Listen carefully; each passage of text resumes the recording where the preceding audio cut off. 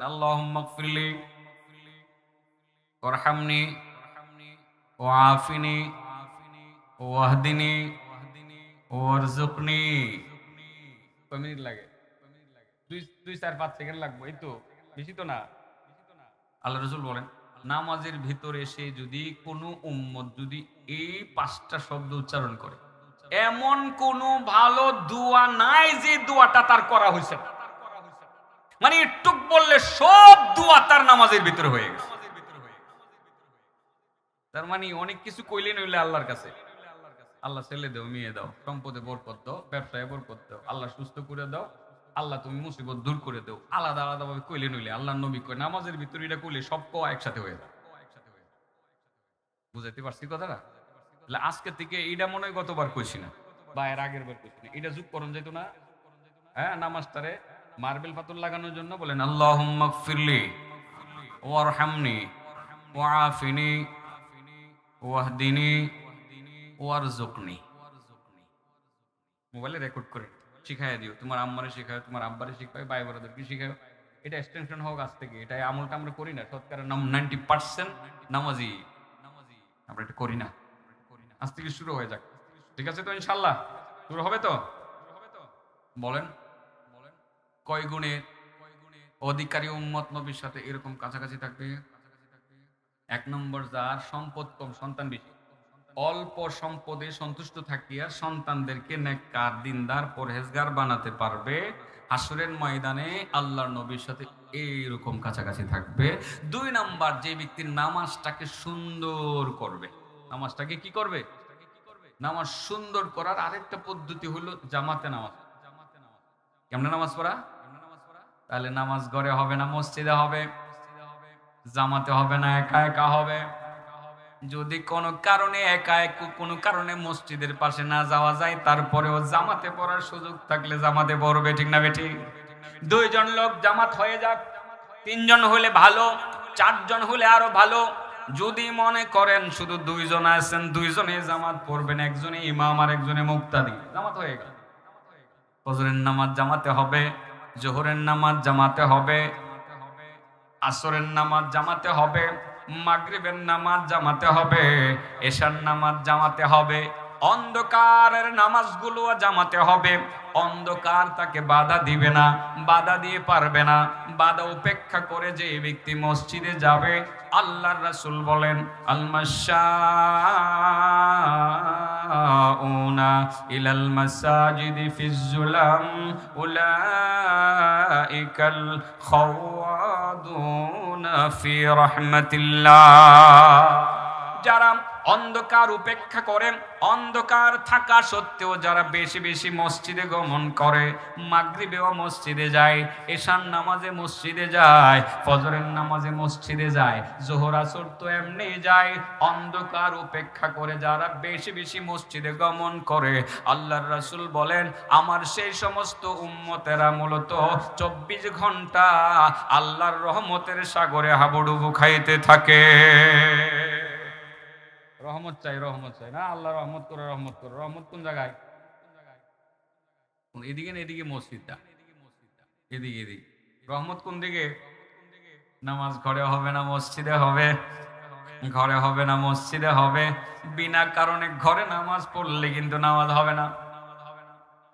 জামাতে নামাজ পড়া ওয়াজিব। কেউ কেউ কোন ইমাম ফরজ পর্যন্ত বলেছেন। সাহাবায়ে কেরাম নামাজ পড়তেন কোথায়? মসজিদে, জামাতের সহিত নামাজ পড়তেন। আল্লাহ রাসূল সাল্লাল্লাহু আলাইহি সাল্লাম বলেন, দেখেন জামাতে পড়লে কি হয়। তো একটা ফজিলত তো বলতেই হবে। ঘন্টাখানেক ওয়াজ না করলে তো আপনারা আমার দোষারোপ করবেন। হ্যাঁ, এই বিষয় শেষ না করলে আবার বেশি বললেও সমস্যা। সমস্যা কি জানেন? মনে থাকে না, ঠিক আছে না? এই জন্য আমি নিয়ম করে নিছি যে 45-50 মিনিটের ভিতরে কথা বললে আমার শ্রোতারা কথাগুলো মুখস্থ করে বাড়িতে নিতে পারে।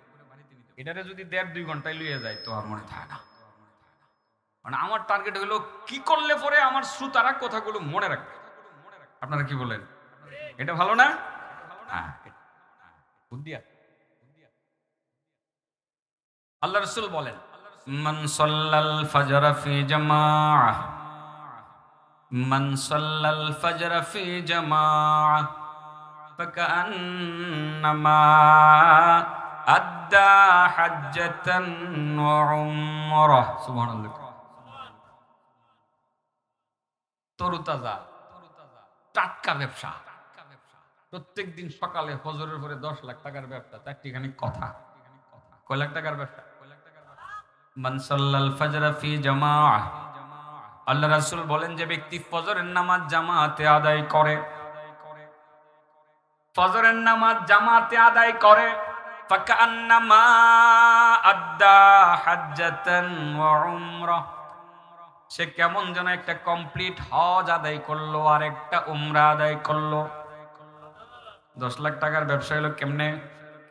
8 লাখ টাকার কমে হজ করা যায় না। 6.5 লক্ষ টাকা এজেন্সির দেওয়া লাগে, 1.5 লক্ষ টাকা পার্সোনাল খরচ থাকতে পারে, খুরমা খেজুর লাগে, আতর লাগে। ছেলের ঘরের নাতিটা বলছে, নাতনিটা বলছে, দাদা ভাই আমার জন্য একজোড়া কানের, কি জানি কয়দান রে, হ্যাঁ কানের অলংকার। এখন তো বুঝে নেই, একটু স্বর্ণ কিনলে 70,000-এর কমে কিনুন যা, হ্যাঁ 1.5 লাখ শেষ। তাহলে কয়লা গুলো 6.5 আর 1.5 হইলো কয় লাখ? 8 লাখ। আর যদি উমরাই যান 1.5 লাখ যদি এজেন্সিরে দেওয়া লাগে, 50,000 টাকা কি পার্সোনাল খরচ আছে না? আছে। তাহলে হইলো কয় লাখ? 2 লাখ আর 8 লাখ কয় লাখ? ফজরের নামাজ জামাতে পড়বেন, 10 লাখ টাকার বাণিজ্য খাড়া, একদম খাড়া, একটা হজ আর একটা উমরা পেয়ে যাবে।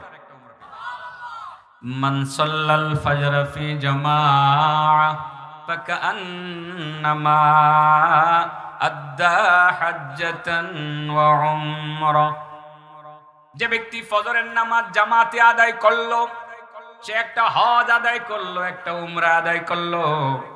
আল্লাহ রাসূল তাও বলেন মান সাল্লাল ফজর ফি জামাআহ ফাকান্নামা সাল্লাল লাইলা কুল্লা। সুবহানাল্লাহ বলেন। যে ব্যক্তি ফজরের নামাজ যত্ন সহকারে জামাতে আদায় করলো সে কেমন যেন সারা রাত দাঁড়িয়ে দাঁড়িয়ে তাহাজ্জুদের নামাজ পড়লো। সুবহানাল্লাহ বলেন। ফজরের নামাজ জামাতে পড়লেন, তাহাজ্জুদ পড়তে পারেন নাই, ইচ্ছা ছিল পড়ার, পড়তে পারেন নাই, তবে ফজরের আজানের সময় জেগে গেছেন, জেগে মসজিদে গিয়ে জামাতের সহিত ফজরের নামাজটা পড়লেন।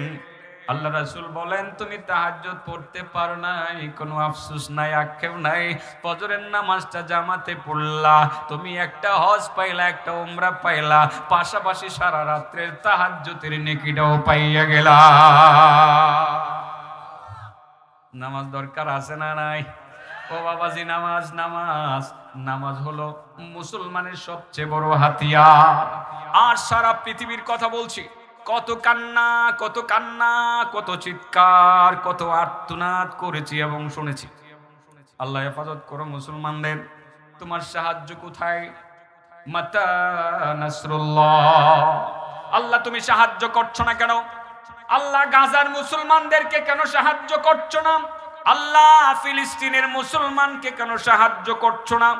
আল্লাহর কাছে সাহায্য চাইতে আসি, অনেকে প্রশ্ন করেন হুজুর সাহায্য তো চাইতেছি কোথায়? আগে শুনতাম বদরের প্রান্তরে আল্লাহর পক্ষ থেকে ফেরেশতা এসে সাহায্য করেছিলেন, কোথায়? আমাদের পক্ষে তো কোনো সাহায্য নাই। কথা তো ঠিক, ঠিক না বেঠিক? বদরের প্রান্তরে 313 জন মুসলমান, কয়জন? আল্লাহ সাহায্য আসছিল নি? কত হাজার ফেরেশতা? 5,000। কত হাজার? সাক্ষী আছে, পাহাড়টা দাঁড়ায় রয়েছে, ওই পাহাড় জাবালে মালাইকা, ওই পাহাড়ে ফেরেশতা নামছিল মুসলমানদের পক্ষে নাইম্মা। 313 জন মুসলমানের পক্ষে 5,000 ফেরেশতা অবতরণ করে কাফেরদেরকে কচুকাটা করে। সেই ফেরেশতারা কি মারা গেছে না আছে? ফেরেশতারা কি মরবো আমরা আগে? আছে তো কোথায়? আমাদের পক্ষে সাহায্য আসছে না কেন? জিজ্ঞাসা করি বন্ধু, মাস্টার সাহেব, 313 জন সাহাবী, তাদের পক্ষে সাহায্য আসছিল, এদের মধ্যে কয়জন বেনামাজি আছে? বুকে হাত দিয়ে কর। হ্যাঁ, একজনও না। তো আল্লাহ সাহায্য আসবে না?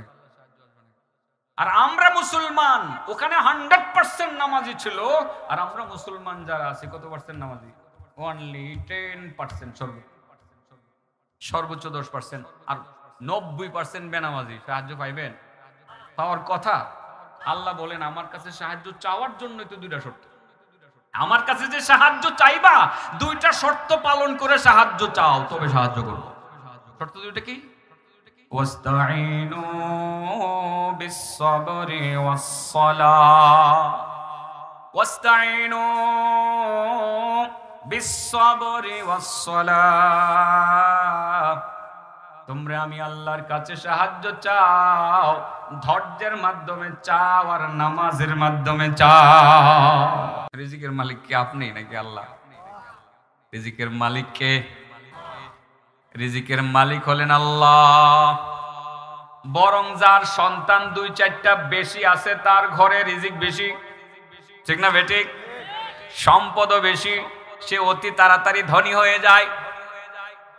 রিজিকের মালিক হলেন আল্লাহ। আমাদের সমাজে একটা কথা চালু আছে, ছেলে হোক মেয়ে হোক 2টি সন্তান যথেষ্ট। ইদানিং কয় একটা হলে ভালো হয়, কয়দিন পরে কইব না হইলে আরো ভালো হয়। এই পৃথিবীর মানুষ আর থাকবে না, এমনিতেই পৃথিবী শেষ হয়ে যাবে, ঠিক না বেঠিক? আল্লাহ রাসূল বলেন তোমরা এমন স্ত্রীকে বিয়ে করো যে স্ত্রী বেশি বেশি সন্তান দিতে পারে, বংশ দেখে বিয়ে করো। কারণ হাসরের ময়দানে আমার উম্মতের আধিক্যতা নিয়ে আমি গর্ব করব যে আমার উম্মত বেশি। এই জন্য আল্লাহ রাসূল বলেন যার সম্পদ কম কিন্তু সন্তান বেশি, অল্প সম্পদে সন্তুষ্ট থাকিয়া হালাল উপায়ে সন্তানদেরকে নেককার, দিনদার, পরহেজগার বানাবে, হাসরের ময়দানে সে লোকটাই আমি নবীর এইরকম কাছাকাছি থাকবে। সন্তান 2টা নিয়েন না, এরকম করেন না। এটা হেরা কোক না, চেয়ারম্যান সাহেবরা কইব এটা হেরার দায়িত্ব। জন্ম নিয়ন্ত্রণ পদ্ধতি এটা হেরা এটা দেশে দেশে প্রচার করব, এটা সরকারি দায়িত্ব। ওনারা করুক, আমরা তাদের বিরোধিতা করি না, কিন্তু আমরা উৎসাহ দিব উম্মতে মুহাম্মদের সংখ্যা বাড়াবো। সন্তান বেশি হইলে অভাব আসবে, এটা ভুল। রিজিকের মালিক কে? ওয়ামা মিন দাব্বাতিন ফিল আরদি ইল্লা আলাল্লাহি রিজকুহা ওয়া ইয়ালামু মুস্তাকাররাহা ওয়া মুস্তাওদাআহা কুল্লুন ফি কিতাবিম মুবিন। আল্লাহ বলেন পৃথিবীতে এমন কোন প্রাণী নাই যেই প্রাণীকে আমি আল্লাহ রিজিক দেই না। সমস্ত প্রাণীর রিজিকের দায়িত্ব আমি আল্লাহর কাছে আছে, আমি সেই দায়িত্ব নিয়েছি। আমি মানুষকে রিজিক দেই, অন্য প্রাণীকেও রিজিক দেই। আসমানের উপরে নিচে, জমিনের উপরে নিচে, এমনকি সাগরের তলদেশে অবস্থানরত যত প্রাণী আছে সমস্ত প্রাণীকে আমি আল্লাহ রিজিক দেই। রিজিকের মালিককে এটা বিশ্বাস না করলে বাবা ঈমান থাকবে না, ঈমান থাকবে না। রিজিকের মালিক হইলেন আল্লাহ। আল্লাহ ইচ্ছা করলে আপনি খাইতে পারবেন, নচেত খাইতে পারবেন না। আপনি বলতে পারেন হুজুর ধান করি আমরা, গম করি আমরা, মনোহরদের মানুষ কলার বাগান করি আমরা, যদি গাছ না লাগাই তো ফল আসবে কোত্থেকে? ধান না লাগাইলে, চারা না লাগাইলে ধান আসবে কোত্থেকে? বাবা আপনি চারাও লাগাইলেন, সবই লাগাইলেন, জ্বালা বানাইলেন, জ্বালারে ক্ষেতের মধ্যে লাগাইলেন, মোটা মোটা গুছি হইল, গুছি হওয়ার পরে অনেক উঁচু হয়ে দাঁড়াইলো। আমার আল্লাহ যদি কয় আমি এটার মধ্যে থুর দিতাম না, থুর করেনি আপনারা?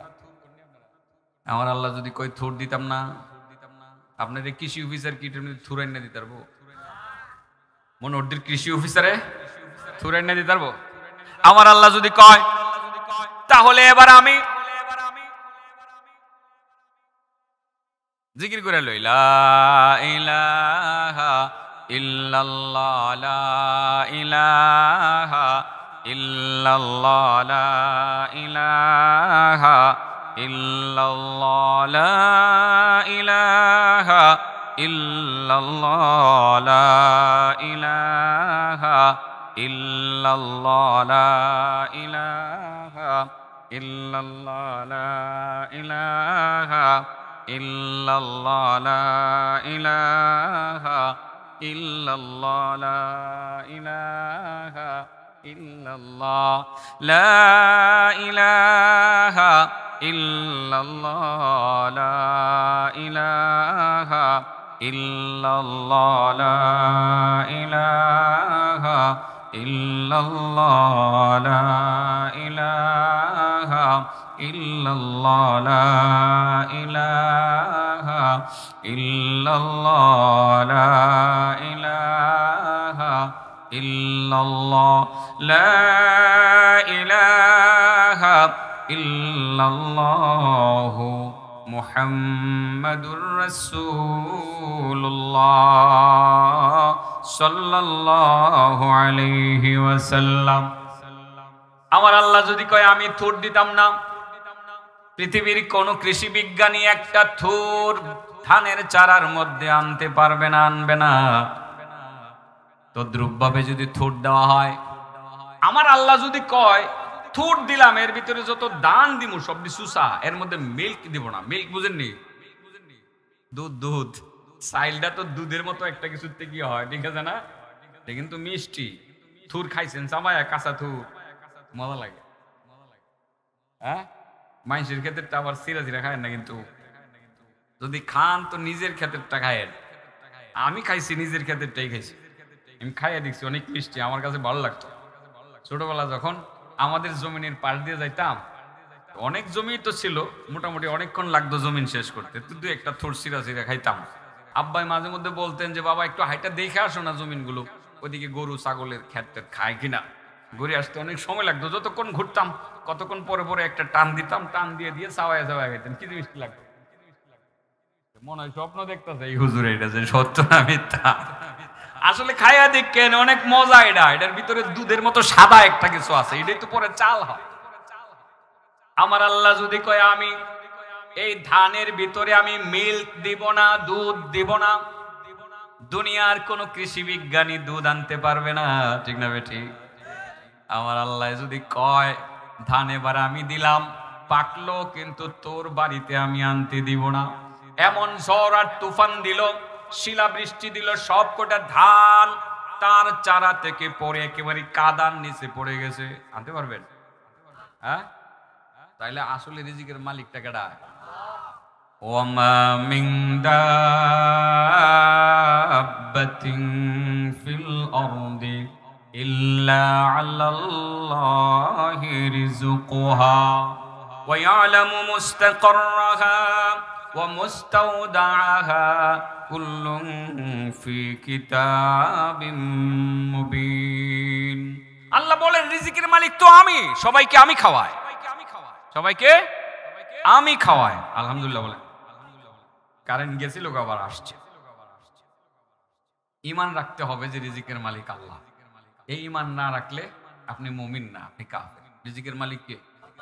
আল্লাহর একটা নাম হলো রাজ্জাক। নাম কি? রিজিকের মালিক তিনি রাজ্জাক। আমি মনে হয় একটা গল্প আগে পরে এই মাঠ শুনাইছি 2-3 বছর আগেও, এক আল্লাহরুলির একটা গল্প। এটাকে আজকে আবার কমু, মোটামুটি তো আপনারা বুঝিয়ে গেছেন গা মাঠ। আমি আরো 5 মিনিট পরে আমার 2 নম্বর মানে পয়েন্টের উপর কথা বলতে চাই, যেটা আমার কাঙ্ক্ষিত বিষয়, যে পুরাপুরি কানায় কানায় ভরে যাক মাঠটা। বুজুর্গ একজন, দুররাতুন নাসিহিন নামক একটা কিতাব আছে, এই কিতাব থেকে ঘটনাটা আনা। বুজুর্গ একজন আল্লাহর পাগল। কিসের পাগল? সে যখন কোরআনের এই আয়াতটা শুনছে যে রিজিকের মালিক আল্লাহ, তখন সে চিন্তা করলো, ওই আল্লাহর পাগল চিন্তা করলেন যে রিজিকের মালিক তো আল্লাহ, তো আমি এত খাওয়ার জন্য খাম খাম কেড়ে করতাম, কেড়ে গিয়ে কলা বাগানে কাম করবো, কেড়ে গিয়ে আমি দান খেতে কাম করবো, কেনে গিয়ে আমি এখানে সেখানে যাবো। রিজিকের মালিক তো আল্লাহ, আল্লাহরে আমি ভালোবাসি। আমার মা তো যদি আমি 1-2 দিন না খাই, আমার মা আমারে না খাওয়াই নিজে খাইতো না। আমার মা আমারে যতটুকু ভালোবাসে, আল্লাহ আমারে পয়দা করছেন, তিনি তো এর থেকে আরো বেশি ভালোবাসেন। তাহলে আমি একটু দেখতাম যে আমি খাইতাম না, আমার আল্লাহ আমারে কেমনে খাওয়ায়। এটা কার পাগল? আবার বলেন কার পাগল? সব পাগল এক পাগল না, কোন কোন পাগল আছে বাবা গাঞ্জার পাগল। এই পাগল সেই পাগল না, সত্যিকার আল্লাহর পাগল গাঞ্জা খায় না, সত্যিকার আল্লাহর পাগল নবীর সুন্নতের বাইরে যায় না, সত্যিকার আল্লাহর পাগল নাচানাচি করে না, সত্যিকার আল্লাহর পাগল আল্লাহর হুকুমের বাইরে চলে না। আমাদের দেশে কিছু পাগল আছে, ফকির আছে, আমরা কই জঙ্গলও খালি না, ফকিরও খালি না, নাউজুবিল্লাহ কয়। এই ল্যাংটা বাবা হে নাকি আল্লাহর ওলি, আল্লাহর পাগল? আসলে সে আল্লাহর পাগল না, সে গাঞ্জার পাগল। গাঞ্জা খাওয়ার জন্য এই আকৃতি ধারণ করেছে, মাজারে মাজারে ঘুরে, জঙ্গলে জঙ্গলে ঘুরে, গাছতলায় গাছতলায় ঘুরে আর গাঞ্জা খায়, আর কয় গাঞ্জাও নাকি আল্লাহর বড় নিয়ামত। নাউজুবিল্লাহ কয়। আবার গাঞ্জা যদি আল্লাহর দেওয়া নিয়ামত হয়, গাঞ্জা এটা নিয়ামত। আরো নিয়ামত আছে, গরুর লেদা, এটাও কিন্তু নিয়ামত। কেমনে নিয়ামত? এই লেদা ক্ষেতের মধ্যে জমিনের মধ্যে দিলে ফসল ভালো হয়, এটা নিয়ামত।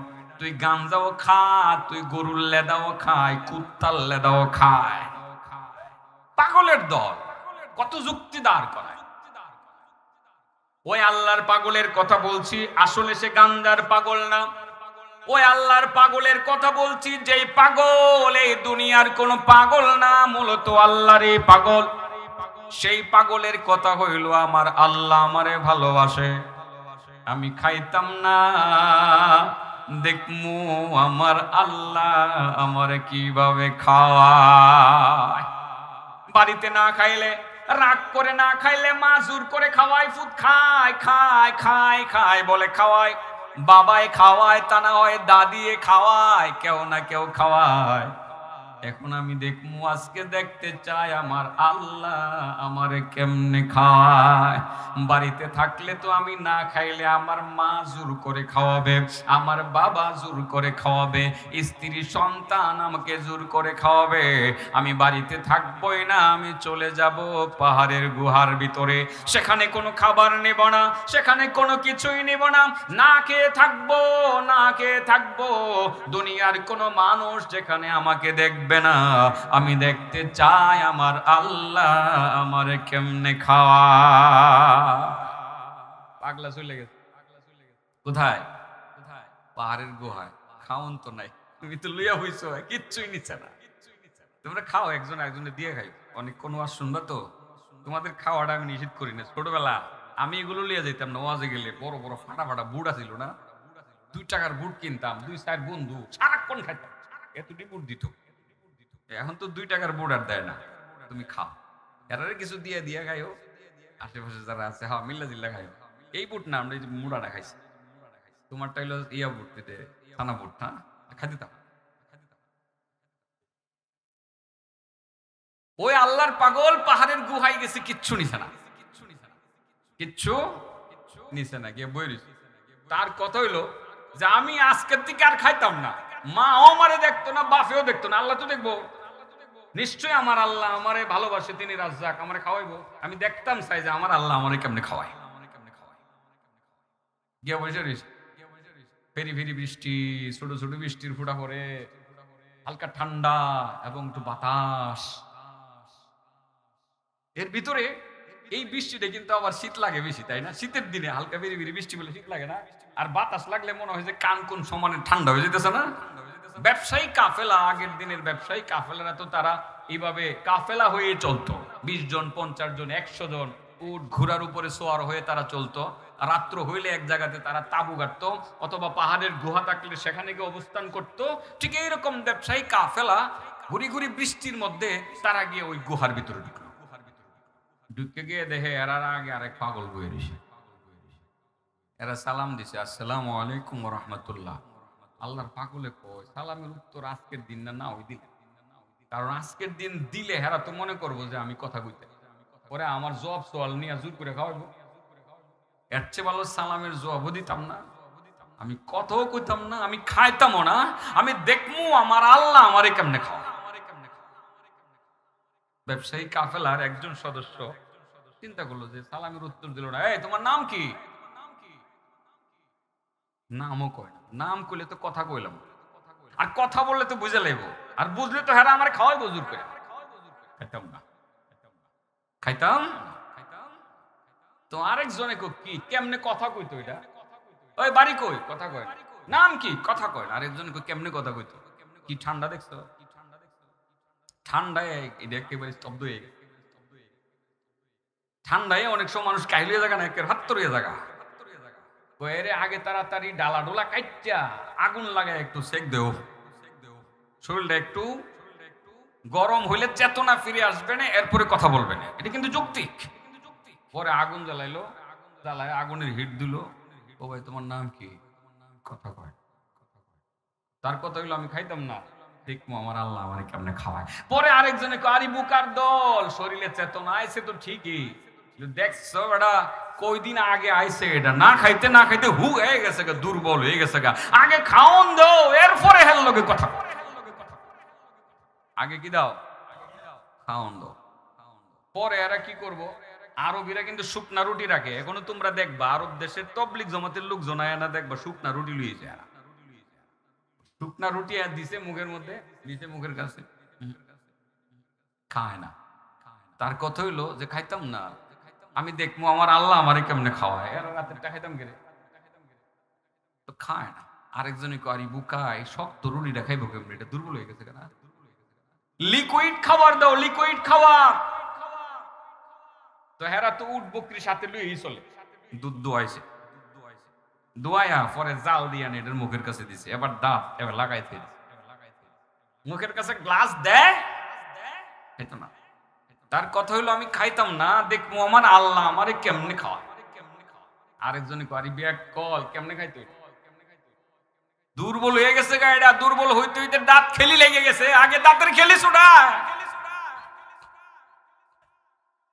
ওরে তো ঠিক হই, একজনে থুতার ধরছে আর একজনে কপালে দুইরা, আরেকজনে চামচ দিয়া দুই দাঁতের মাঝে ফার দিছে, পরে ফাঁকুছে, পরে দুধ দিছে, পরে খায়, খিলখিল করে খায়, খলখল করে খায় আর খিলখিল করে হাসে।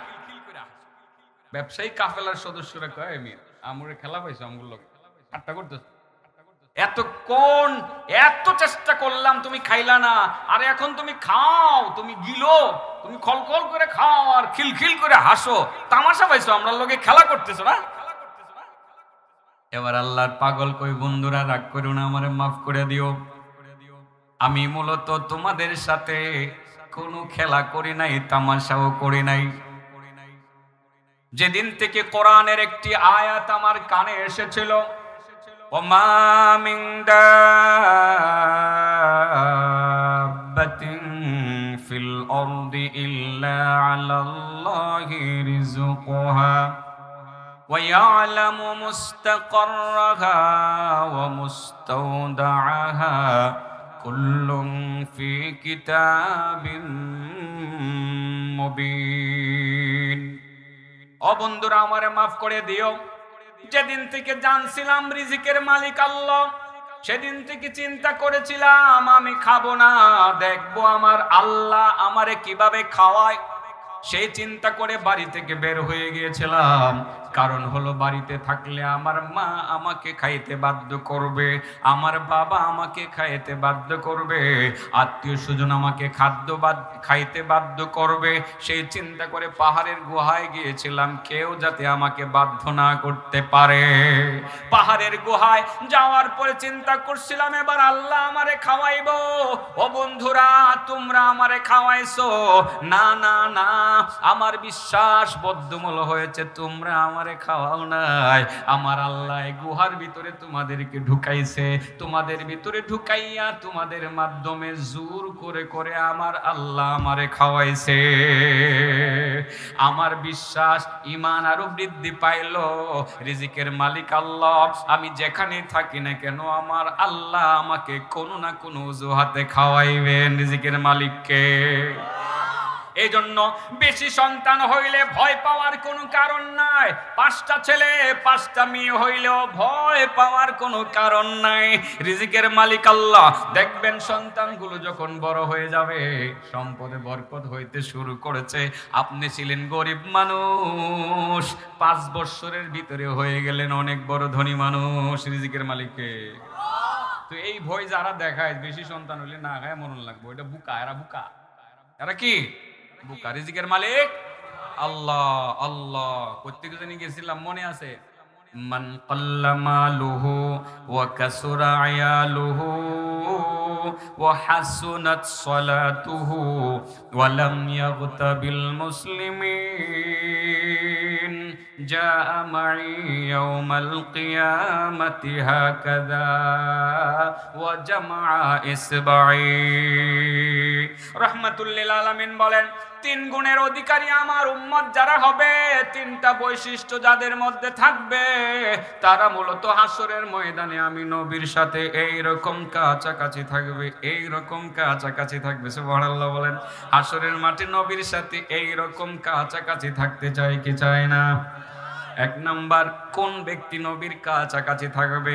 1 নাম্বার, যার মাল কম, অল্প মালে সন্তুষ্ট থাকলো, হারামের ধার ধারলো না, হালাল খাইলো, অল্প মালে সন্তুষ্ট থাকলো। যার মাল কম কিন্তু সন্তান বেশি, অল্প মালে সন্তুষ্ট থাকিয়া যেই ব্যক্তি সন্তানদেরকে নেককার, দিনদার, পরহেজগার বানাতে পারলো, হাসরের ময়দানে সে লোকটাই মূলত আমি নবীর সাথে এইরকম কাছাকাছি থাকবে।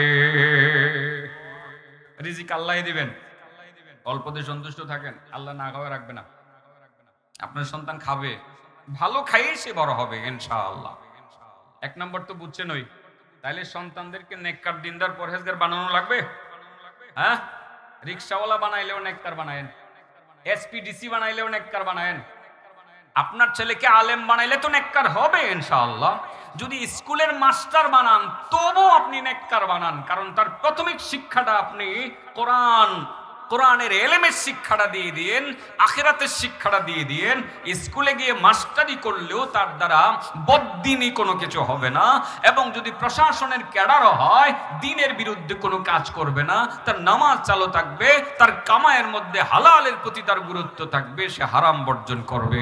এই জন্য এই সন্তান বেশি হলে অল্প মালে সন্তুষ্ট থাকিয়া, হালাল খাইয়া, অল্প মালে সন্তুষ্ট থাকিয়া সন্তানদেরকে অন্ততপক্ষে দিনদার বানায়। কোনো কারণে যদি আলেম বানাইতে না পারেন, সন্তানটা যাতে দিনদার হয়। কি হয়? সে আল্লাহ চিনে, আখিরাত চিনে, সে যাতে কবর বুঝে, কবরের শাস্তি সম্পর্কে জানে, সে যাতে নামাজের গুরুত্ব বুঝে। বুঝতে পারছি কথাটা? 1 নম্বর গেল তো না? এবার বলেন 1 নম্বর, কোন ব্যক্তি নবীর সাথে এরকম কাছাকাছি থাকবে? তার মাল কম, সন্তান বেশি, অল্প মালে সন্তুষ্ট থাকিয়া সন্তানদেরকে নেককার, দিনদার, পরহেজগার বানায়। 2 নম্বর হলো ও হাসুনাত সালাতুহু। 2 নম্বর হলো যে ব্যক্তি তার নামাজটাকে সুন্দর করলো। ও হাসুনাত সালাতুহু, যার নামাজটা সুন্দর হয়। শুধু নামাজ না, নামাজ শুধু পড়লে চলবে না, সুন্দর করা লাগবে। কি করা লাগবে? নামাজটাকে সুন্দর করা লাগবে, নামাজটাকে আর্ট করে আদায় করতে হবে, নামাজের ডেকোরেশন করা লাগবে। আমরা নামাজের ডেকোরেশন করি না, মসজিদে করি। মসজিদ যত সুন্দর বানানো যায় ততই বুঝি ভালো হয়। আল্লাহর রাসূল কয়, মসজিদ তুমি সুন্দর করো আর না করো, মসজিদে যেই জন্য যাও সেটা হলো নামাজ। নামাজটাকে মূলত তুমি সুন্দর করো। তোমার নামাজ যদি সুন্দর হয়, ভালোভাবে যদি তুমি নামাজ পড়তে পারো, মসজিদে যেমন টাইলস লাগাও, মার্বেল পাথর, যদি তোমার নামাজের মধ্যে তুমি টাইলস লাগাইতে পারো, মার্বেল পাথর লাগাইতে পারো, হাসরের ময়দানে তুমি আমার সাথে এইরকম কাছাকাছি থাকবে। সুবহানাল্লাহ বলেন। তাহলে মসজিদ সুন্দর করব আগে নাকি নামাজ সুন্দর করব আগে? নামাজটাকে সুন্দর করা লাগবে, নামাজের টাইলস লাগাইতে হবে, সম্ভব হলে মার্বেল পাথর লাগাইয়া নামাজটারে সুন্দর করতে হবে। সুন্দরভাবে তাসবিহাত গুলো উচ্চারণ করা লাগবে, তাকবীর বলতে হবে, কিয়াম করতে হবে, রুকু করতে হবে, সিজদা করতে হবে। এর মধ্যে যত তাসবিহাত গুলো আছে সবগুলোকে সুন্দরভাবে উচ্চারণ করতে হবে। যত বেশি সুন্দর হবে ততই আপনি আল্লাহর নবীর কাছাকাছি থাকার জন্য আপনি যোগ্য বলে বিবেচিত হবেন। সুবহানাল্লাহ। নামাজ সুন্দর করব কিভাবে? তাই যে খারি আল্লাহু আকবার, আধা মিনিটও লাগে না সূরা ফাতিহা আর সূরা ইখলাস পড়তে। আছে না, তুফান চালায় দেয়, আছে এরকম। রুকুতে গিয়া কবে আবার রুকু থেকে উঠতে যাবো গা, হে তাড়াহুড়া, আছে এরকম। সেজদায় গিয়া সেজদা থেকে কবে উঠতে যাবো গা, হে তাড়াহুড়া। আবার উঠলেও সোজা হয়ে বসতে চায় না, বাঁকা অবস্থায় আরেক সেজদায় চলে যায়, আছে না নাই? এইভাবে রুকু সেজদা করলে নামাজ সুন্দর হলো না। নামাজকে আপনি ডেকোরেশন করতে পারেন নাই, নামাজকে আপনি সুন্দর করতে পারেন নাই। নামাজ সুন্দর করার জন্য ভালোভাবে উযু করে নিতে হবে। কি করে নিতে হবে? ভালোভাবে উযু করে নিতে হবে। উযু করে নামাজটা সুন্দর করার জন্য যদি সময় থাকে, মসজিদে ঢুকলে ঢুকার পরে 2 রাকাত তাহিয়াতুল মসজিদ বা তাহিয়াতুল উযু পড়া লাগবে, যেটাকে আপনারা দুখুলুল মসজিদ বলেন, সেটা পড়া লাগবে। এটা হলো নামাজের সৌন্দর্য। মসজিদে ঢুকার পরে 2 রাকাত নামাজ, তারপরে ইমামের পিছনে আপনার নামাজ শুরু হয়ে যাক, রুকু শুরু হয়ে যাক, সিজদা শুরু হয়ে যাক। রুকু থেকে সোজা হয়ে দাঁড়িয়ে আবার সিজদায় যান, সিজদা থেকে সোজা হয়ে বসে আপনি আরেকটা সিজদায় যান। তাড়াহুড়া করবেন না, কারণ আল্লাহ রাসূল সাল্লাল্লাহু আলাইহি সাল্লামের দরবারে নামাজি একজন গিয়েছিলেন, নামাজ পড়তেছিলেন, তাড়াহুড়া করে রুকু সিজদা হচ্ছিল। আল্লাহ রাসূল সাল্লাল্লাহু আলাইহি সাল্লাম তার নামাজ শেষ হওয়ার পরে ডেকে বলছিলেন যে, ভাই তুমি এদিকে আসো, এদিকে আসো, ইরজি ফাসাল্লি ফারজি ফাসাল্লি ফাইন্নাকা লাম তুসাল্লি। যাও তুমি আবার আগের জায়গায় গিয়ে দাঁড়াও যেখানে দাঁড়িয়ে নামাজ পড়েছো, কারণ তুমি নামাজ পড়োনি, তুমি নামাজ। সাহাবী উনি চিন্তা করলেন নামাজটা আবার পড়ি, তাইলে নবীজি বলতেন পড়ার জন্য, আবার বললেন একই কথা। আল্লাহ রাসূল বলেন ফারজি ফাসাল্লি ফাইন্নাকা লাম তুসাল্লি, ফেরত যাও নামাজ পড়ো, তুমি নামাজ পড়ো নাই। বেশ কয়েকবার আল্লাহ রাসূল তাকে ফেরত পাঠাইলেন আর তিনি নামাজ পড়লেন। রাসূল করিম সাল্লাল্লাহু আলাইহি সাল্লামের দরবারে সর্বশেষে সেই সাহাবী হাজির হয়ে বলেন, ইয়া রাসূলুল্লাহ, আমি তো নামাজ পড়তেছি, আপনি বলতেছেন আমি নামাজ পড়ি নাই, নবী গো আমার আসলে সমস্যা কি, আমি কি করতেছি আপনি বলেন। রাসূল বলেন, না তুমি নামাজ পড়ো নাই। নাকারতা কানাকরির দিক, মুরগি যেরকম ঠুকুর দেয়, আদার খাওয়ার সময় আদার খায় না, ঠুকুর দেয়, তুমি এরকম ঠুকুর দিছো, নামাজ পড়ো নাই। তুমি নামাজ, বোঝা গেল এর ঠুকুরে কি হয় না, নামাজ হয় না। নামাজটাকে সুন্দরভাবে আদায় করতে হয়। আমি বহুবার এই জায়গায় বলেছি, যদিও নামাজের বিষয়ে বলেছি, তারা বিষয় দিয়েছে, এই জন্য রিপিট হচ্ছে কিছু কথা, আমার মনে পড়তেছে এই মাঠে এই কথাগুলো আমার বলা হয়ে গেছে, কিন্তু লিখে দিছি বিষয়ের বাইরে কথা বলার আমার মনে হয় ঠিক হবে না, কারণ এই এলাকাতে এই বিষয়টা বেশি প্রয়োজন মনে করেই তো মাহফিল কর্তৃপক্ষ এটা লিখেছে, ঠিক না বেঠিক? অতএব আমি যদি আগে বলেও থাকি, আগে পরে আবারও বলছি, কোনো সমস্যা নাই। নামাজটাকে সুন্দর করা লাগবে, রুকু সিজদাগুলো সুন্দর করা লাগবে, পারলে টাইলস লাগাইবেন, টাইলসের পরে যদি পারেন মার্বেল পাথর লাগাইয়া দিবেন। রুকু সিজদাগুলো আল্লাহু আকবার কত সুন্দরভাবে আমরা রুকু থেকে ওঠার সময় বলতে পারি, সামি আল্লাহু লিমান হামিদা রব্বানা লাকাল হামদ। সুন্দর হলো না? টাইলস লাগানো হয়ে গেল। যদি এবার আবার মার্বেল পাথর লাগাইতে চান তো আর একটু বলেন, হামদান কাসিরান তয়্যিবান মুবারাকান ফি। মার্বেল পাথরও লাগাইলেন, সুন্দর হয়ে গেল নামাজ। এবার সিজদায় গেলেন, আল্লাহু আকবার, সুবহান রাব্বিয়াল আলা, সুবহান রাব্বিয়াল আলা, সুবহান রাব্বিয়াল আলা, আল্লাহু আকবার। টাইলস লাগাইলেন, এবার একটু মার্বেল পাথর লাগান। আল্লাহুম্মা গফিরলি, বলেন আল্লাহুম্মা গফিরলি ওয়ারহামনি ওয়াআফিনি ওয়াহদিনি ওয়ারযুকনি। আরো আছে, ওয়াজবুরনিও আছে, আমি একটু বললাম, এটা এক হাদিস। আল্লাহুম্মা গফিরলি ওয়ারহামনি ওয়াআফিনি ওয়াহদিনি ওয়ারযুকনি। এই দুইটা মার্বেল পাথরের কি লাভ আছে? লাভ একটু কইতাম। প্রথম মার্বেল পাথর, সামি আল্লাহু লিমান হামিদা রব্বানা লাকাল হামদ হামদান কাসীরান তয়্যিবান মুবারাকান ফি। রাহমাতুল লিল আলামিন ইমামতি করতেছিলেন মসজিদে, মুসল্লিরা সবাই পেছনে। আমার নবী বললেন, সামি আল্লাহু লিমান হামিদা। সমস্ত মুসল্লিরা বললেন, রব্বানা ওয়ালাকাল হামদ। সমস্ত মুসল্লিরা রব্বানা লাকাল হামদ বা ওয়ালাকাল হামদ দুটাই বলতে পারেন আপনি, সমস্ত মুসল্লিরা তাই বললেন। একজন মুসল্লি রব্বানা ওয়ালাকাল হামদ, হামদান কাসীরান তাইয়িবান মুবারাকান ফি। আর একটু বাড়ায় পড়লেন, মানে উনি মার্বেল পাথর লাগাইলেন। আমার নবী তো নামাজের ভিতর থেকে বুঝতে পারছেন, কারণ ইমাম ইমাম বেশ কম আছে, আমি ইমাম আর নবী ইমামের মধ্যে বেশ কম আছে না নাই? আমি ইমাম সাহেব সামনে যদি ইমামতিতে দাঁড়াই, সমস্ত মুসল্লি যদি আমার রাইখা চলে যায়, খবর পাইতাম না, ঠিক না বেঠিক?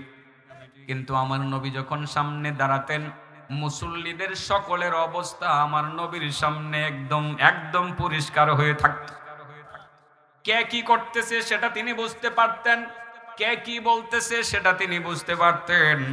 একজন মুসল্লি যখন বললেন হামদান কাসীরান তাইয়িবান মুবারাকান ফি, রাহমাতুল লিল আলামিন নামাজ শেষ করলেন। ফালাম্মান সারাফা, যখন নামাজ শেষ করে তিনি তাকাইলেন, ফিরে তাকাইলেন, তাকে তিনি বললেন মানিল মুতাকাল্লিম, মানিল মুতাকাল্লিম, কে ভাই কে? তুমি বলেছো হামদান কাসীরান তাইয়িবান মুবারাকান ফি। সবাই তো নামাজকে সুন্দর করলো টাইলস লাগাইয়া, তুমি টাইলসের পরে আবার মার্বেল পাথরও লাগাইলা, তুমি কে? তুমি কে? তুমি কে? সেই সাহাবী সামনে এসে বললেন আনাল মুতাকাল্লিম ইয়া রাসূলুল্লাহ, ওগো নবী আমি তো মুতাকাল্লিম, আমি বলছিলাম হামদান কাসীরান তাইয়িবান মুবারাকান ফি। ইয়া রাসূলুল্লাহ আমি বলছিলাম। রাসূল বলেন হ্যাঁ তুমি বলছিলা, তুমি বলছিলা। জানুনি তুমি যখন বলছিলা তখন কি হইতেছিল, কি ঘটতেছিল? সাহাবী বলেন ইয়া রাসূলুল্লাহ আমি জানি না কি হইতেছিল, কি ঘটতেছিল। রাসূল বলেন রাআইতু বিদআতাও ওয়া সালাসিনা মালাকান ইয়াবতাদিরুনাহা আইয়ুহুম ইয়াকতুবুহা আউয়াল। আমি দেখতেছিলাম কমপক্ষে 30 জন ফেরেশতা তোমার পাশে এসে দাঁড়িয়ে গেছে। কমপক্ষে 30 জন ফেরেশতা, বেশি অনেক হতে পারে, কমপক্ষে 30 জন ফেরেশতাকে আমি দেখলাম, সহিহ বুখারীর হাদিস। তারা তোমার কাছে এসে তুমি যে আমলটা করলাম, নামাজের ভিতরে যে মার্বেল পাথরটা লাগায় দিলা, এটা লেখার জন্য প্রতিযোগিতা শুরু করছে। কার আগে কে লিখবে, লিখে মহান আল্লাহর দরবারে কে আগে পৌঁছাইবে। এটা দামি একটা জিকির, এমন দামি একটা মার্বেল পাথরের মতো জিকির, দামি জিকির, যে জিকিরটা কে আগে লিখে কে আল্লাহর দরবারে পৌঁছাইবে তারা প্রতিযোগিতায় নেমে গেছে। তাহলে আমি আপনি যখন নামাজ পড়ব, সামি আল্লাহু লিমান হামিদা রব্বানা লাকাল হামদ হামদান কাসীরান তাইয়িবান মুবারাকান ফি বলবো, কমপক্ষে 30 জন ফেরেশতা টানাটানি শুরু করবে, কার আগে কে লিখবে, লিখে মহান আল্লাহর দরবারে সেটা পৌঁছাইয়া দিবে। সুবহানাল্লাহ বলেন। তাহলে রুকু থেকে ওঠার সময় যদি এইভাবে মার্বেল পাথর লাগান, সেজদা থেকে উঠে আরেক সেজদাতে যাওয়ার সময় আরেকটা মার্বেল পাথর আছে, বলেন আল্লাহুম্মা গফিরলি ওয়ারহামনি ওয়াআফিনি ওয়াহদিনি ওয়ারযুকনি। কয় মিনিট লাগে? 2-4-5 সেকেন্ড লাগবে, এই তো, বেশি তো না। আল্লাহ রাসূল বলেন নামাজের ভিতরে এসে যদি কোনো উম্মত যদি এই 5টা শব্দ উচ্চারণ করে, এমন কোনো ভালো দোয়া নাই যে দোয়াটা তার করা হয়েছে। মানে একটু বললে সব দোয়া তার নামাজের ভিতরে হয়ে গেছে। তার মানে অনেক কিছু কইলে নইলে আল্লাহর কাছে, আল্লাহ ছেলে দাও, মেয়ে দাও, সম্পদে বরকত দাও, ব্যবসায় বরকত দাও, আল্লাহ সুস্থ করে দাও, আল্লাহ তুমি মুসিবত দূর করে দাও, আলাদা আলাদা ভাবে কইলে নইলে আল্লাহ নবী কয় নামাজের ভিতরে এটা কইলে সব কো একসাথে হয়ে যায়। বুঝাইতে পারছি কথাটা? আজকে থেকে এইটা মনে হয় গতবার কইছি না বা এর আগের বার কইছি না, এটা যুগ করণ যেত না। হ্যাঁ, নামাজটারে মার্বেল পাথর লাগানোর জন্য বলেন আল্লাহুম্মা গফিরলি ওয়ারহামনি ওয়াআফিনি ওয়াহদিনি ওয়ারযুকনি। মোবাইলে রেকর্ড করে শিখাইয়া দিও, তোমার আম্মারে শিখাও, তোমার আব্বারে শিখাও, ভাই বোনদেরকে শিখাও। এটা এক্সটেনশন হোক আজ থেকে। এটা আমলটা আমরা করি না, শতকরা 90% নামাজি আমরা এটা করি না। আজ থেকে শুরু হয়ে যাক, ঠিক আছে তো? ইনশাআল্লাহ শুরু হবে তো? বলেন কয় গুণে অধিকারী উম্মত নবীর সাথে এরকম কাছাকাছি থাকবে? 1 নম্বর, যার সম্পদ কম সন্তান বেশি।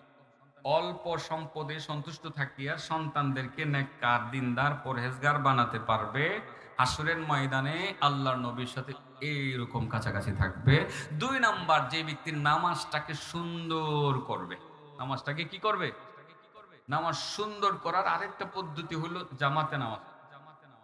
কেমনে নামাজ পড়া? তাহলে নামাজ ঘরে হবে না, মসজিদে হবে, জামাতে হবে না, একা একা হবে। যদি কোনো কারণে একা একা কোনো কারণে মসজিদের পাশে না যাওয়া যায়, তারপরেও জামাতে পড়ার সুযোগ থাকলে জামাতে পড়বে, ঠিক না বেঠি? 2 জন লোক জামাত হয়ে যাক, 3 জন হলে ভালো, 4 জন হলে আরো ভালো। যদি মনে করেন শুধু 2 জন আছেন, 2 জনে জামাত পড়বেন, একজনে ইমাম আর একজনে মুক্তাদি, জামাত হয়ে গেল। ফজরের নামাজ জামাতে হবে, জোহরের নামাজ জামাতে হবে, আসরের নামাজ জামাতে হবে, মাগরিবের নামাজ জামাতে হবে, এশার নামাজ জামাতে হবে, অন্ধকারের নামাজগুলো জামাতে হবে। অন্ধকার তাকে বাধা দিবে না, বাধা দিয়ে পারবে না।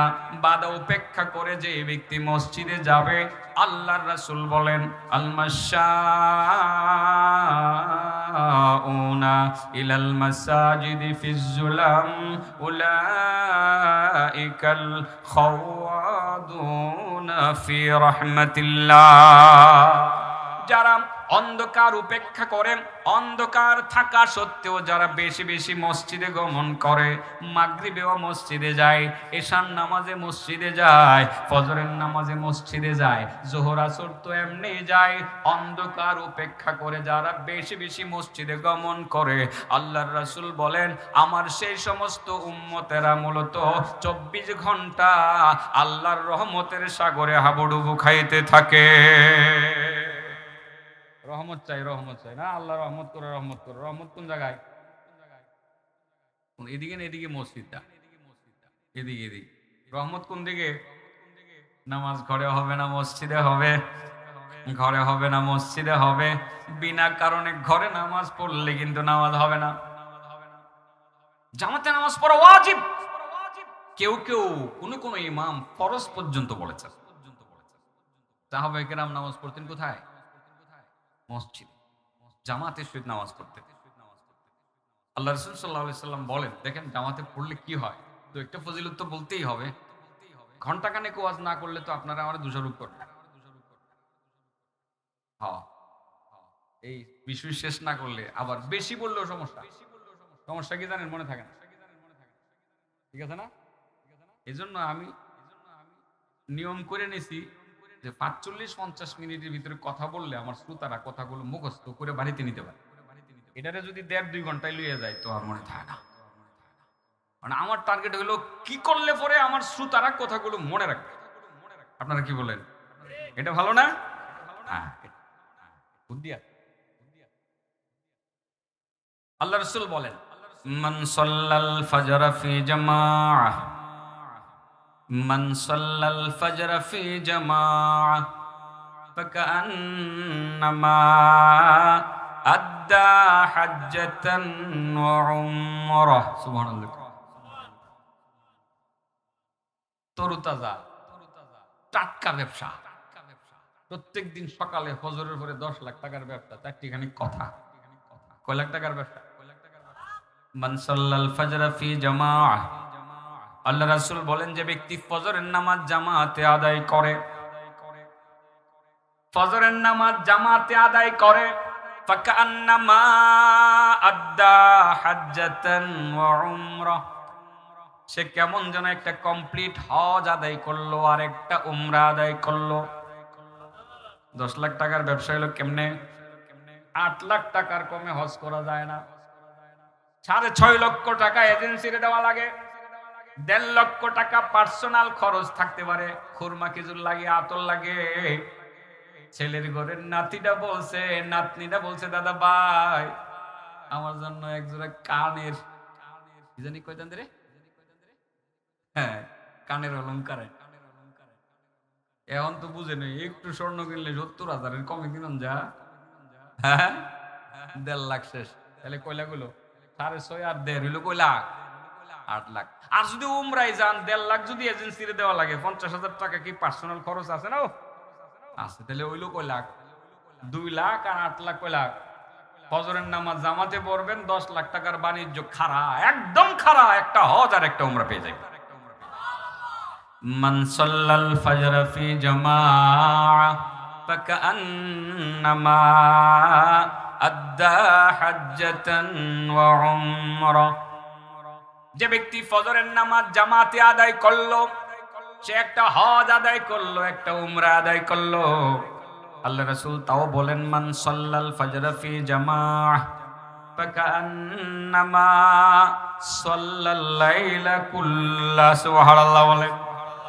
যে ব্যক্তি ফজরের নামাজ যত্ন সহকারে জামাতে আদায় করলো, সে কেমন যেন সারা রাত দাঁড়িয়ে দাঁড়িয়ে তাহাজ্জুদের নামাজ পড়লো। সুবহানাল্লাহ বলেন। ফজরের নামাজ জামাতে পড়লেন, তাহাজ্জুদ পড়তে পারেন নাই, ইচ্ছা ছিল পড়ার, পড়তে পারেন নাই, তবে ফজরের আজানের সময় জেগে গেছেন, জেগে মসজিদে গিয়ে জামাতের সহিত ফজরের নামাজটা পড়লেন। আল্লাহ রাসূল বলেন, তুমি তাহাজ্জুদ পড়তে পারো নাই, কোনো আফসোস নাই, আক্ষেপ নাই, ফজরের নামাজটা জামাতে পড়লা, তুমি একটা হজ পাইলা, একটা উমরা পাইলা, পাশাপাশি সারা রাত্রের তাহাজ্জুদের নেকিটাও পাইয়া গেলা। নামাজ দরকার আছে না নাই? ও বাবাজি, নামাজ নামাজ নামাজ হলো মুসলমানের সবচেয়ে বড় হাতিয়ার। আর সারা পৃথিবীর কথা বলছি, কত কান্না, কত কান্না, কত চিৎকার, কত আর্তনাদ করেছি এবং শুনেছি। আল্লাহ হেফাজত করো মুসলমানদের।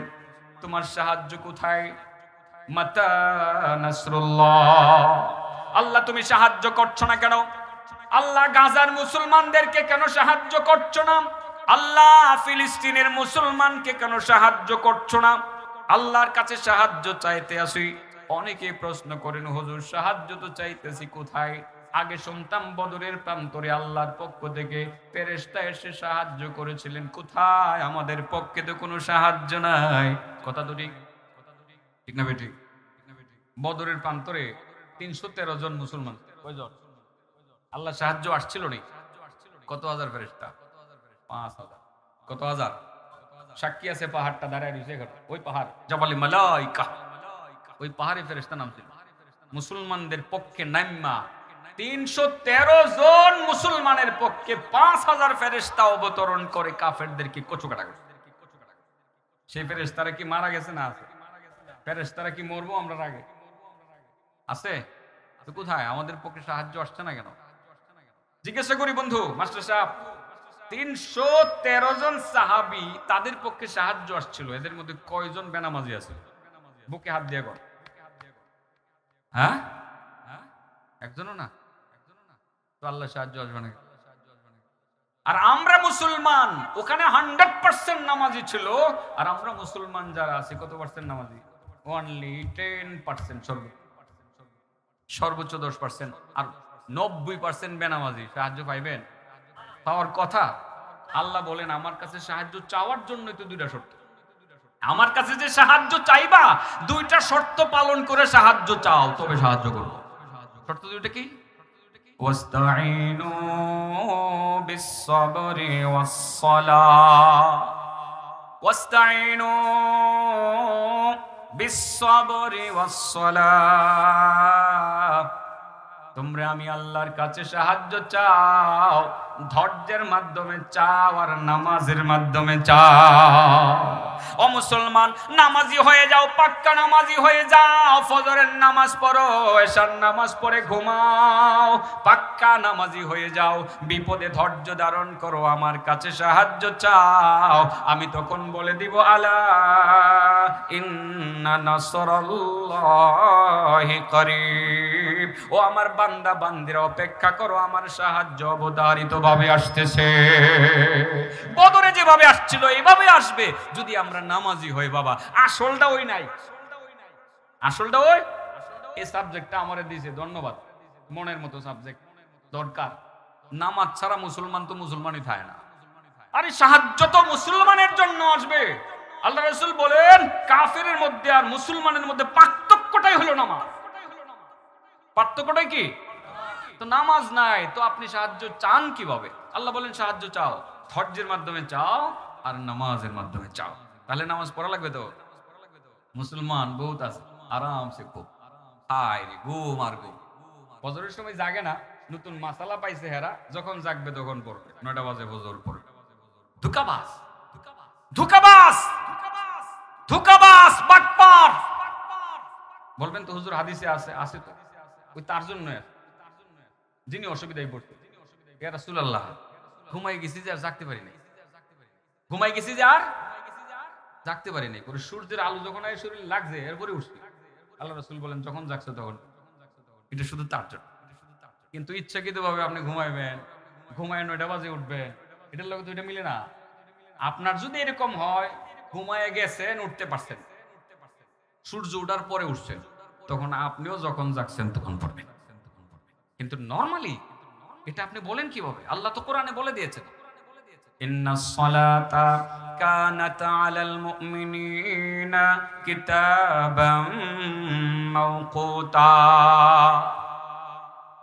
মুমিনদের জন্য সময় মতো, ওয়াক্ত মতো নামাজ পড়া ফরজ। নামাজের ফরজ কয়টা? 1 নম্বর একটা আছে না, ওয়াক্ত মতো নামাজ পড়া। হ্যাঁ, এই সময় মতো নামাজ পড়া লাগবে।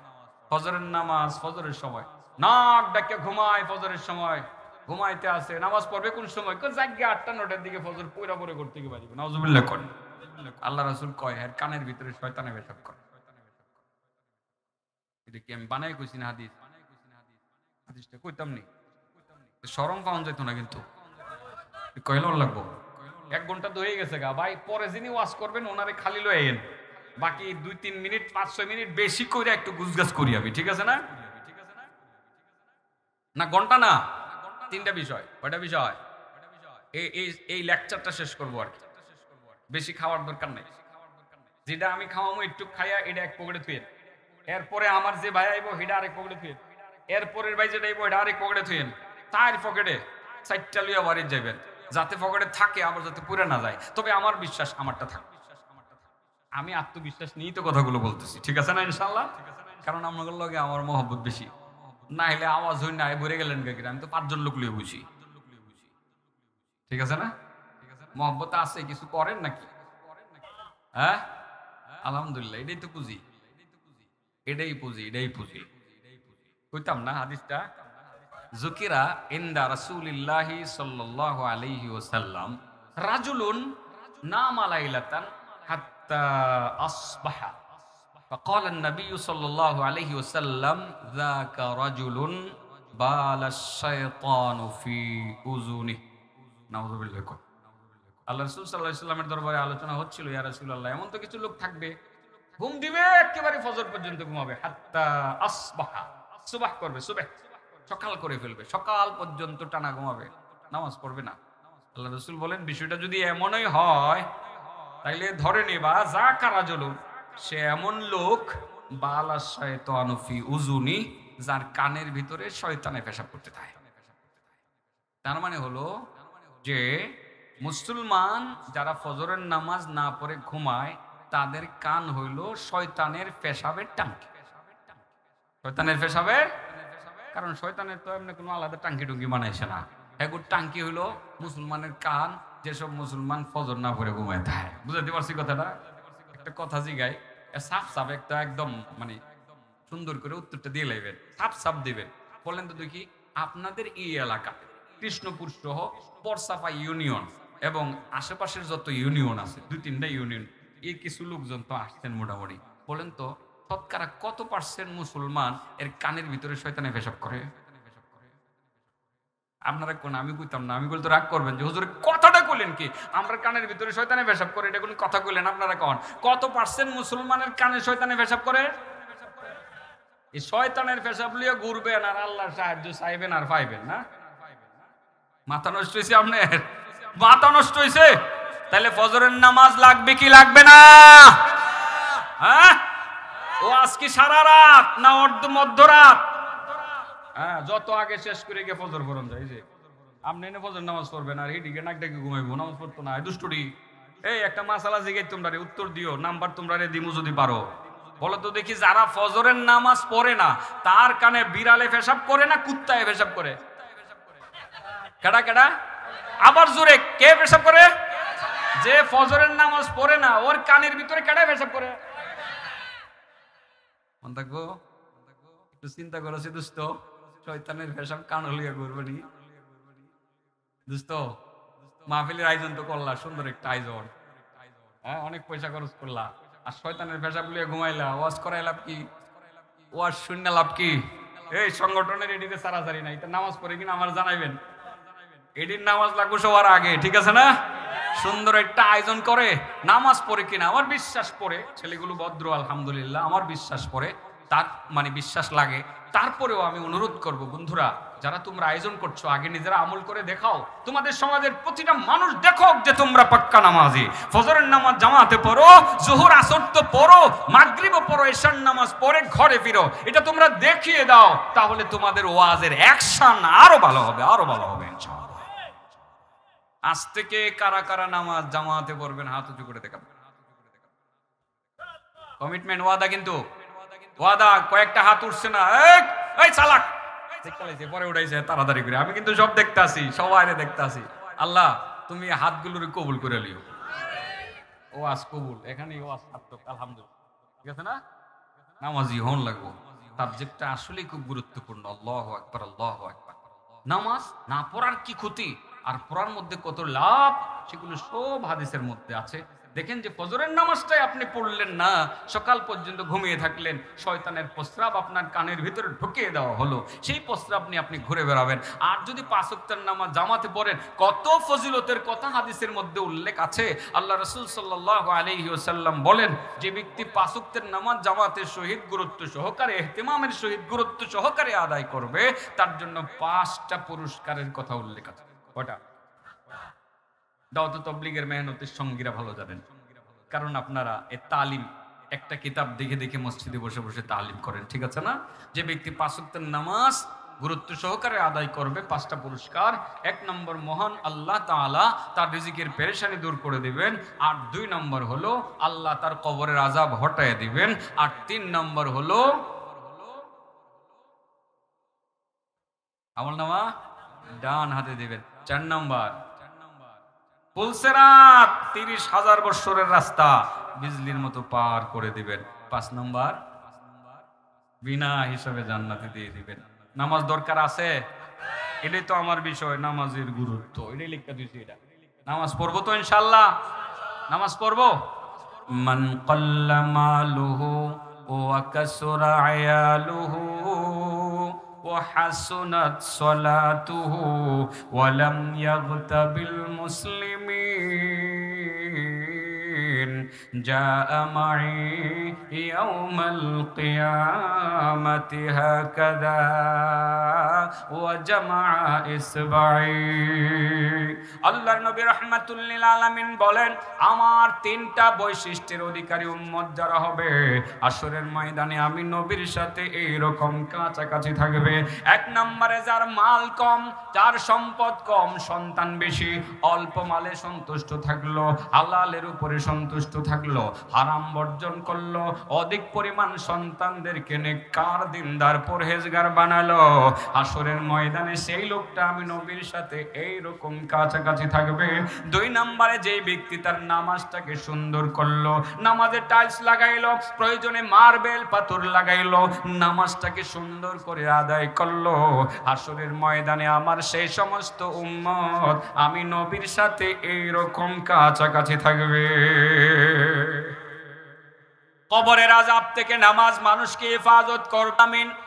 ফজরের নামাজ শেষ করে তিনি সোজা এক সাহাবীর বাড়িতে গেলেন, নাম ছিল তার আব্দুর রহমান ইবনে সামুরা। আব্দুর রহমান ইবনে সামুরার বাড়িতে গিয়ে দরজায় নক করলেন। দরজায় নক করার পরে তিনি দরজা খুললেন। দরজা খুলে দেখেন নবী করিম সাল্লাল্লাহু আলাইহি ওয়াসাল্লাম এসে গেছেন। রাসূলকে দেখে তিনি অবাক হয়ে বললেন, ইয়া রাসূলুল্লাহ, বিনা দাওয়াতে আমার বাড়িতে আপনি এসে গেলেন। নবীগণ, নিশ্চয়ই তো কারণ আছে, কেন আসলেন? রাসূল বলেন, বন্ধু কারণ তো আছে, তোমার বাড়িতে আসছি মূলত একটি স্বপ্ন বলার জন্য। বিশাল বড় স্বপ্নটা আজ আমি বলবো না, একটা পয়েন্ট মাত্র বলছি। আব্দুর রহমান, গত রাত্রে একটা স্বপ্ন দেখছি, আমার স্বপ্নটা তোমার কাছে বলবো বলে আমি এসেছি। কাউকে সঙ্গে করে নিয়ে আসি নাই, আবু বকর, আলী, উসমান কেউ আমার সঙ্গে নাই। আমার স্বপ্নটা একা একা তোমার কাছে আমি বলার জন্য এসেছি, তুমি শুনবানি। আব্দুর রহমান ইবনে সামুরা বলেন, ইয়া রাসূলুল্লাহ, আপনার স্বপ্ন শোনার জন্য আমি উদ্গ্রীব হয়ে আছি, ব্যস্ত হয়ে আছি। আমার মনে হয় এই পৃথিবীর মধ্যে আমি বড় সবচেয়ে বড় ভাগ্যবান, কারণ আপনার স্বপ্ন শোনার ভাগ্য আমার হয়েছে। ইয়া রাসূলুল্লাহ, স্বপ্নটা বলুন। রাসূল বলেন, বন্ধু শোনো, আমি গত রাত স্বপ্ন দেখলাম আমার একজন উম্মতের সামনে আযাবের ফেরেশতা এসে হাজির হয়ে গেছে। আযাবের ফেরেশতা এসে বলতেছে, ও আল্লাহর বান্দা, তুই কবরে আয়, আমি তোর হাড্ডি গুঁড়া করবো। রাসূল বলেন, আযাবের ফেরেশতার ওই ভীতিকর ভয়ঙ্কর বক্তব্য শুনে আমার উম্মত বড় ভয় পেয়ে গেল, কাঁপতে কাঁপতে মাটির মধ্যে পড়ে গেল। আমার উম্মত এখান থেকে আর সামনে যেতে পারল না, সে কাঁপতে আছে।